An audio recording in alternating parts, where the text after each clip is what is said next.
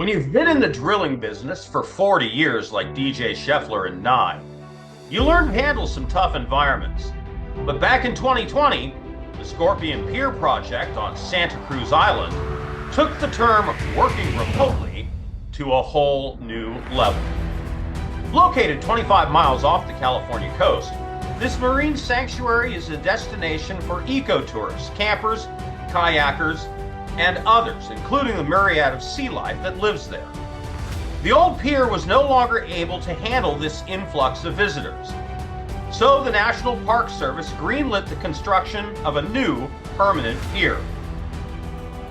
Working remotely was going to be a challenge, but DJ Scheffler Nye was up to the task. Every piece of heavy equipment, every trailer, and all the supplies had to be barged in and offloaded right through the breaking surf.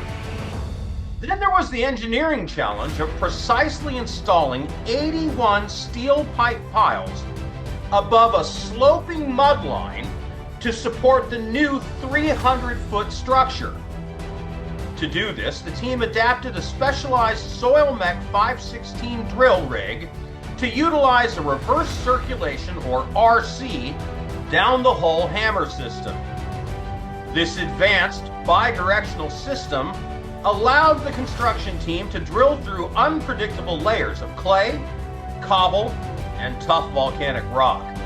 The RC approach also used a closed system that moved the cuttings out through a discharge pipe and into a discharge tank. By capturing all of the drill spoils, this prevented ocean turbidity, safely protecting the vibrant marine sanctuary and historic Chumash archaeological grounds.